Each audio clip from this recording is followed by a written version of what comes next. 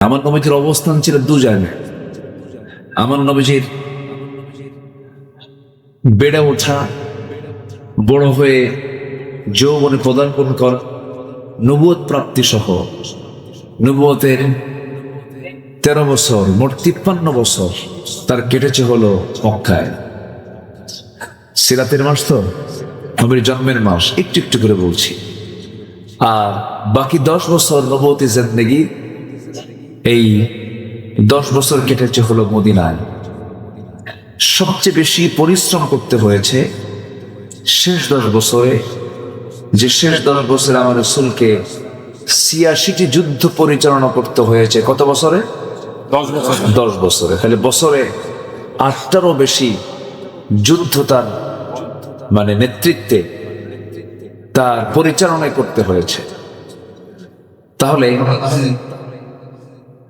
আমার নবীজির এই বর্ণাঢ্য জীবন, যার চারিত্রিক সনদ দিয়ে তিনি আল্লাহ তাআলা আজিম শব্দ বলেছেন। আজিম হচ্ছে যার তলা নেই, যার কি নাই, তলা নেই। যেরকম যে সাগরের তলা খুঁজে পাওয়া যায় না।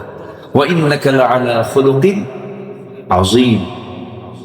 সেই সীমাহীন চরিত্র থেকে তার চারিত্রিক সৌন্দর্য নিয়ে আমি কেমন করে শেষ করব? কোন শিল্পী একে শেষ করতে পারবে না, কোন সাহিত্যের রস দিয়ে শেষ করতে পারবে না, কোন কবি তার কবিতার ছন্দ দিয়ে তার প্রশংসা করে শেষ করতে পারবে না, কোন গবেষক তার গবেষণা দিয়ে রাসূলুল্লাহ জীবন গর্ব নিয়ে শুরু হবে কিন্তু শেষ হবে না, কারণ তার চারিত্রিক সনদ দিয়েছেন স্বয়ং। আরো জোরে, স্বয়ং কে? আল্লাহ তাআলা। সে নবীর প্রতি এই কোরআনটা নাজিল হয়েছে দু জায়গায়, একটা মক্কা আর একটা কোথায়? মদিনা। এই মদিনার 22টি সূরার ভিতরে একটা অন্যতম সূরা হলো সূরাতুস সফ। সূরাতুস সফ, সারিবদ্ধ। এই সূরার নাম হলো সূরাতুস সফ। প্রথম দিক থেকে আমি 4টা আয়াতে কারিমা আমি তেলাওয়াত করেছি। এই 4টা আয়াতের পুরোপুরি হক আমি আদায় করার চেষ্টা করব ইনশাআল্লাহ। জোরে বলি ইনশাআল্লাহ। আমাকে সময় দিচ্ছেন তো? ইনশাআল্লাহ। যারা বসে আছেন শেষ পর্যন্ত থাকতে রাজি আছি ইনশাআল্লাহর জোর কিন্তু কমে গেছে, আমি সন্দেহ হচ্ছে আমার কাছে। জোরে বলি ইনশাআল্লাহ, আর জোরে বলি ইনশাআল্লাহ। আল্লাহ কবুল করুন, আল্লাহ কবুল করুন। বলেন তো, এই জায়গা ছাড়া পৃথিবীর কোন জায়গাকে বলতে পারবেন যে জায়গায় বসলে গুনাহ মাফ হবে?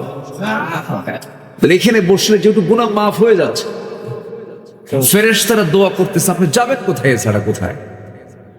আমরা শেষ কাজ দোয়ার মধ্য দিয়ে আমরা এই মাহফিল থেকে বিদায় নেব। জোরে বলি ইনশাআল্লাহ। সম্মানিত হাজিরিন, আমরা এতটাই আনন্দিত, মাহফিল করতে নিয়ে আর অনুমতি লাগে না। আলহামদুলিল্লাহ। কি যে পেরেশানি! আমার মাহফিল অঙ্গনের 25 বছর, 26 বছর, এর 16 বছর কেটেছে আমার বিপরীত স্রোতে। এমন কোন দিন নাই যেদিন আমার এগুলোকে ফেস করতে হয়নি।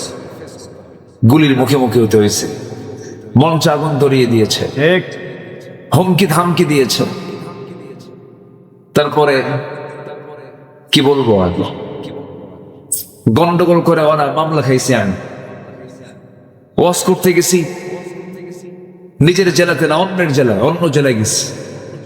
আমি তাদের মেহমানকে তারা উপহার দিয়েছে মামলা দিয়া। এরকম করে 16টি বছর কোরআন যে কথা বলে, শুধু সত্য না মহাসত্য? বলেন তো, সত্য না মহাসত্য? কোরআন শুধু আশ্চর্য না মহাশ্চর্য? সেই কোরআনে কারীমের আলোচনা বন্ধ করার জন্য এহেন নাই, এমন কোন ষড়যন্ত্র নাই যা তারা করা বাদ দিয়েছে। এই 16 বছর কোন সিটিতে, কোন ক্যাপিটাল টাউনে, সিটি, এরপরে টাউনে, পৌর এরিয়ায় মাহফিল হতে দেন, মাহফিল করতে দেন। সম্মানিত ভাইয়েরা, মাহফিলের পারমিশন নিতে গেলে কমিটিকে সেখানে গ্রেফতার করে জেলখানে ঢুকে গেছে। এরকম রেকর্ড আছে না নাই? সম্মানিত বন্ধুগণ, ফেরাউন বেঁচে ছিল 1600 বছর, আর আমাদের দেশের ফেরাউন ছিল 16 বছর। সংখ্যার কিছু মিল আছে, তাই না? মিল আছে না নাই বলো না তো? ফেরাউন বেঁচে ছিল কত বছর? 1600। আর এ ছিল কয় বছর? 16 বছর। তাতেই আমরা আর পারলাম না, খালি বলতাম মাতা নাসরুল্লাহ, মাতা নাসরুল্লাহ। সম্মানিত ভাইয়ের, অনেক কথা আছে, আস্তে আস্তে করে বলছি। আপনাদের ভাষা তো আমার চেয়ে সুন্দর, আমি আপনার মতো সুন্দর করে কথা বলতে পারি না। আপনাদের কথার মধ্যে মিষ্টতা বেশি। কোথায় যাচ্ছ গো? একটা টান দিয়ে কথা বলে, এই ভাষা কোথাও পাবেন না। এবং ভাষার জাদুঘর, খুব সুন্দর মিষ্টতা নিয়ে কথা বলেন। পার্সি তো মুর্শিদাবাদ, পার্সি হলো নদিয়া। কেন হবে না আপনাদের সুন্দর কথা? তবে নোয়াখালীর ভাষা আরো সুন্দর, আরো সুন্দর। সিলেটে গেলে কোনো কথাই ফিতা খবর, ফিতা আমার মতলাম বললেন না। এরকম সিলেটের ভাষা মানুষ কথা বলো, খুব জটিল। একই দেশ কিন্তু ভাষা ভিন্ন, কথা ভিন্ন হলেও আমাদের পরিচয় কিন্তু অভিন্ন। আমরা মুসলমান, জোরে বলে আলহামদুলিল্লাহ। তবে সব ভিন্নতা দূর করেছে কোরআন। সব ভিন্নতা দূর করেছে কি? কোরআন সব ভিন্নতা দূর করে গোটা পৃথিবীর মুসলিম ইউনিটিকে এক করে দিয়েছে।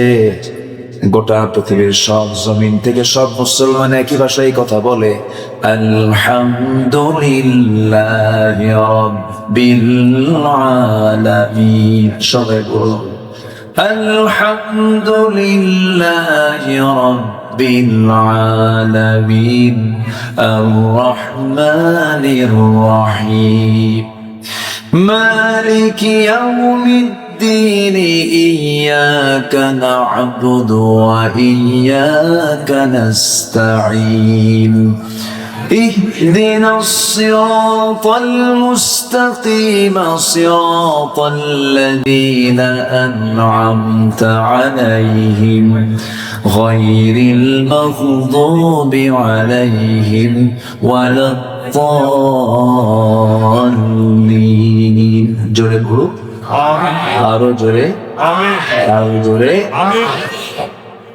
আমার বন্ধুগণ, মুসলমানদের ইউনিটি এত মজবুত, ফিলিস্তিনের একটা মুসলমানের শরীর থেকে রক্ত ঝরলে পরে আমাদের হৃদয়ে রক্তক্ষরণ হয়। হয় কিনা বলেন? যার হয় না ও মুনাফিক। মুসলমানের দুঃখে কষ্টে যার হৃদয়ে ক্ষত সৃষ্টি হয় না, সে প্রকৃত মুসলমান হতে পারেন। সম্মানিত ভাইয়েরা, সম্মানিত বন্ধুগণ, আল্লাহ রাব্বুল আলামিন দয়া করে এই কালামটা দিয়েছেন বলেই তো আমরা আল্লাহকে চিনতে পেরেছি, রাসূলকে চিনতে পেরেছি, ইসলামকে বুঝতে পেরেছি, দ্বীনকে চিনতে পেরেছি। বলি আলহামদুলিল্লাহ, জোরে বলি আলহামদুলিল্লাহ। পৃথিবীতে কোরআন ছাড়া যত ধর্মীয় কিতাব আছে, এই সমস্ত কিতাবের কোনো ভিত্তি আস্তে ভিত্তি, এবং আমার এই কথারও বলিষ্ঠতা দিয়েছে পেছন থেকে হলো ইসলাম, কোরআন দিয়েছে। আল্লাহ তাআলা নিজেই বলছেন কোনো ভিত্তি যে নাই ইসলাম ছাড়া, কোরআন ছাড়া। আল্লাহ সুন্দর করে বলছেন সূরা আলে ইমরানের ভিতরে, আল্লাহ রাব্বুল আলামিন বলেন, ইন্নাদ-দীনা ইনদাল্লাহিল ইসলাম। আমার আল্লাহর কাছে মনোনীত জীবন বিধান একমাত্র, কেবলমাত্র, শুধুমাত্র ইসলাম। ইসলাম ছাড়া যা আছে সব কিছুই আল্লাহর দৃষ্টিতে সব কিছু হলো বাজে, তার কোনো ভিত্তি নাই। তাহলে আপনি বলেন আমি আব্দুল্লাহ আমিন, এটা আমার বক্তব্য না আল্লাহর বক্তব্য? কার বক্তব্য? এই দেশেও ধরেন ইসলাম ছাড়া যত দল আছে সবগুলো বাজে দল। এটা আমার বক্তব্য না আল্লাহর বক্তব্য? তাহলে ইসলাম ছাড়া যত দল আছে সব কি দল? আস্তে কয়, আরো বলেন, আরো জোরে বলেন। শয়তানের দল। কিসের দল বলেন? পাশে মানে কি? শয়তানের দল। হয়তো অনেকে মনক্ষুণ্ণ হতে পারে, মন খারাপ করলে আমার কিছু করার নেই, এটা মনোযোগ দিয়ে কথাগুলো শুনতে হবে। আরেকটা আয়াত আল্লাহ রাব্বুল আলামিন আরো কড়া করে বলছেন, দেখেন আল্লাহ রাব্বুল আলামিন বলেন, وَمَن يَبْتَغِ غَيْرَ الْإِسْلَامِ دِينًا فَلَن يُقْبَلَ مِنْهُ وَهُوَ فِي الْآخِرَةِ مِنَ الْخَاسِرِينَ। কোড অফ লাইফ হিসাবে, জীবন বিধান হিসাবে, দিন হিসাবে ইসলামকে ছেড়ে দিয়া যারা অন্য কোন দিনকে গ্রহণ করবে, ইসলাম ছাড়া আরো দিন দুনিয়াতে আছে না নাই বলেন? বিধান আছে না নাই বলেন? আছে। আমেরিকার পুঁজিবাদ, রাশিয়ার সমাজতন্ত্র, চীন জাপানের কমিউনিজম, পশ্চিমাদের তৈরি করা ন্যাশনালিজম, ক্যাপিটালিজম, সোশিয়ালিজম, যত জমগুলো আছে, মতবাদ গুলো আছে, এগুলো মানুষ তৈরি করেছে। মানুষের তৈরি করা আইন দিয়ে মানুষ কখনো শান্তি পেতে পারে না। একমাত্র শান্তি আসতে পারে আল্লাহর দেওয়া আইনের মধ্য দিয়ে, বান্দার মধ্যে শান্তি আসতে পারে। রাশিয়াতে সমাজতন্ত্রের কবর হয়েছে। রাশিয়াতেই টিকতে পারে না এই সমাজতন্ত্র, ব্যর্থতায় পর্যবসিত হয়েছে, ব্যর্থতা প্রমাণ মিলেছে। আমার বন্ধুগণ, আল্লাহ রাব্বুল আলামিন বলছেন, যারা ইসলামটাকে না গ্রহণ করে অন্য কোন দিনকে গ্রহণ করবে, ফালাইয়াকবালা, আল্লাহ বলছেন সে যত কিছুই করুক না কেন, আমি তার কোন ইবাদত কখনো মঞ্জুর করব না, কবুল করব না। নাউযুবিল্লাহ। এই কথাটা কি নরম কথা না শক্ত কথা? শক্ত কথা। আবার আমাদের সমাজে কিছু কিছু লোক আছে বলে যে আমি কি নামাজ পড়ি না, আমি কি রোজা রাখি না, আমি কি হজে যাই না, আমি কি মসজিদ বানাই নাই, আমি কি মাদ্রাসা বানাই নাই, আমি কি এতিমের পাশে দাঁড়াই না, আমি কি বান্দার কোনো হক মেরে খাই। এরকম বক্তব্য দেওয়ার মতো লোক আছে না নাই বলেন তো?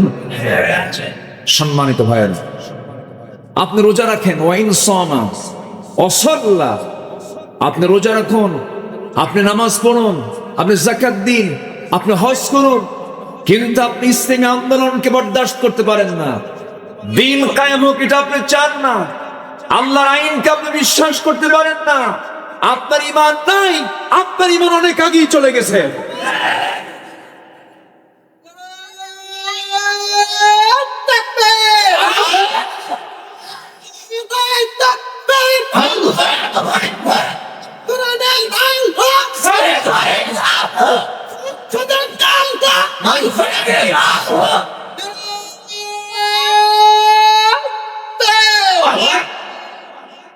এই স্লোগানটাও দিতে দিত না আগে। মঞ্চে আসলে বলতে হুজুর এমন নরম ওয়াজ করবেন, আকাশ নিয়ে বলবেন আর কবর নিয়ে কবেন। দুনিয়া আমরা দেখিনি, দুনিয়া দেখবে না। আমাদের ডিপার্টমেন্ট রেখেছিল তারা 4 কাজে বিয়ের সময়। 1 নাম্বার কি? নাম্বার 2 হলো বিয়ে করবে ওরা, মজা মারবে ওরা তালাকের সময়। নাম্বার 3 হলো জানাজা। নাম্বার 3 কি? তাহলে কি বলে? বিয়া, তালাক, জানাজা আর কোন মতো 5 ওয়াক্ত নামাজ। ওরা তো পারে না, ওরা সূরা শুরু করবে কিন্তু শেষ হবে। দেখেন না ঈদুল আজহার জানাজা নামাজ, ঈদুল আজহার থেকে জানাজা নামাজ হয়। লাকুম দীনুকুম ওয়ালিয়া দীন, বুখারী শরীফের 40 পারা। এই হচ্ছে ওদের এলিমেন্ট দৌড়। এমন দৌড় মারছে দিল্লি গিয়ে পড়ছে, ঠিক কিনা? এই বিজয় দিয়েছেন কে? আসতে বলে এই বিজয় দিয়েছেন কে? পুরাতন রক্ত শুকে গেছে, নতুন রক্ত এখনো শুকায় না। পুরাতন রক্তের কাহিনী আর চলবে না। এই রক্ত যারা চলিয়েছে তার সুস্পষ্ট বিচার বাংলার জমিনে হওয়া দরকার।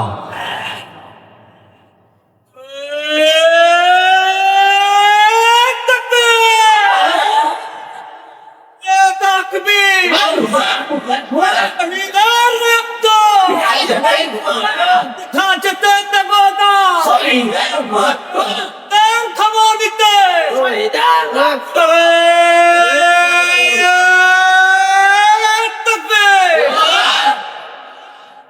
সম্মানিত ভাইরা, আমরা সম্মান দিতে জানি।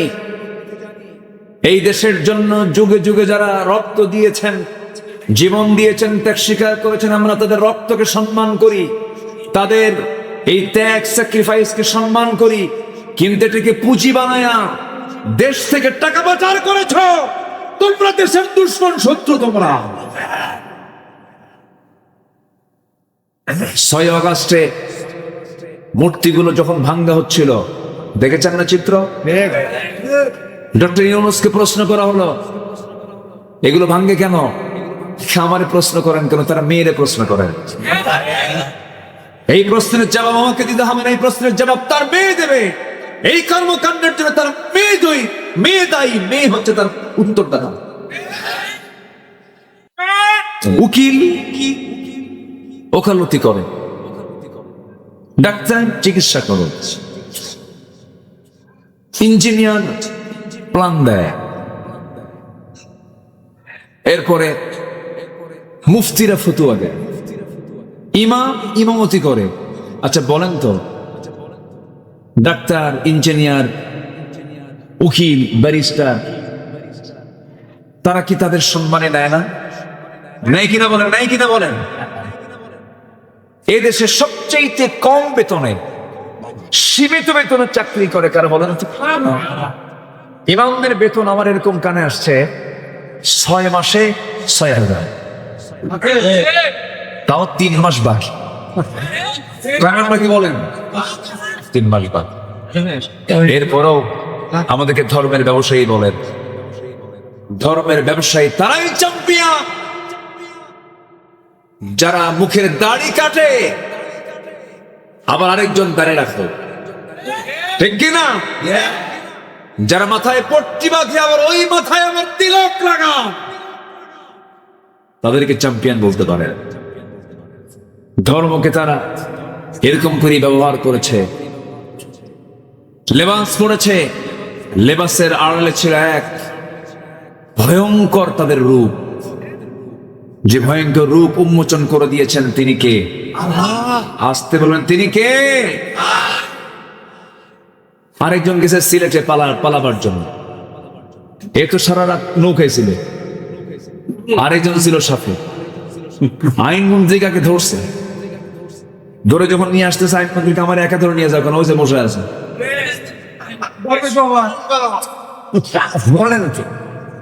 হ্যাঁ, এখন বলে কে ওটা? কে চিনো না? কে? না তো। দরবেশ কে? দাড়ি কই? কথা বোঝেন নাই? দাড়ি দিল্লিতে। আরেকটা গেছে ওরা সিলেট, পালাতে গেছে, পালাতে পারেনি, কলাপাতায় শুয়ে আছে।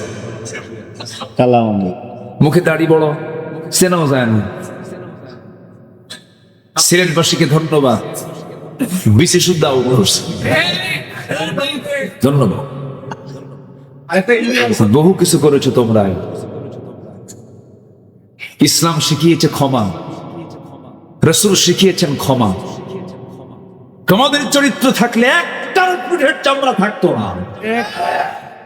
আমরা ক্ষমা করতে শিখেছি, শিখিয়েছেন মুহাম্মদ সাল্লাল্লাহু আলাইহি ওয়াসাল্লাম। তবে হ্যাঁ, শাতিমে রাসূল, রাসূলকে যারা গালি দিয়েছ, ইসলাম সম্পর্কে যারা বাজে কথা বলেছ, হত্যার মতো ঘৃণ্য অপরাধ যারা করেছ, ইসলাম তাকে মাফ করে নাই, আমরা তাদেরকে মাফ করতে পারবো না। প্রতিটি হত্যার বিচার হওয়ার দরকার আছে না নাই? সম্মানিত ভাই, এই জন্য কারো কোনো আইনের মুখোপক্ষী হওয়া যাবে না। আমরা একটা আইনের মুখোপক্ষী হব, তার কার আইন? আল্লাহ। আসতে বলবেন না, কার আইন? আমেরিকাতে একটা আইন পাশ করেছিল, ওই যে উত্তরাধিকার আইন। বড় ছেলের জন্য সম্পদের অংশ বন্টন একটু বেশি করে দিচ্ছে, যে বড় ছেলে ও পরিশ্রম বেশি করছে সংসারে, সম্পত্তি একটু বেশি করে দাও, আর বাকি ছোট ভাইদেরকে তার অর্ধেক করে দেবে। 10 বছর এই আইন থাকার ফলে দেখা গেল যে কোনো ফ্যামিলির বড় ভাই বেঁচে নেয়, কি কথা কি বুঝতেছে? বেছে নাই মানে কি কি করছে? সাইজ করছে। আল্লাহর দেওয়া আইন যে কত মজবুত, জোরে বলি আল্লাহ। আমার কাছে সবচাইতে আশ্চর্য মনে হয় কোরআন যে আল্লাহর বাণী, আল্লাহর পক্ষ থেকে নাজিল হয়েছে, কি সুন্দর তার ফারায়েজ।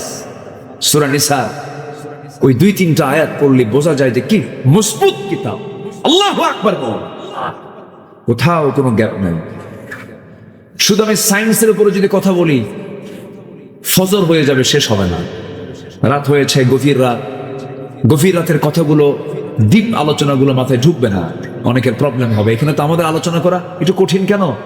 আমরা শ্রোতা নিয়ে বসে হলো অবাল, বৃদ্ধ, বনিতা, সব ধরনের লোক থাকে। এই জন্য সহজ করে কথাগুলো বলতে হয়। আমার কথা শুনতে অসুবিধা হচ্ছে না তো? বলি আলহামদুলিল্লাহ।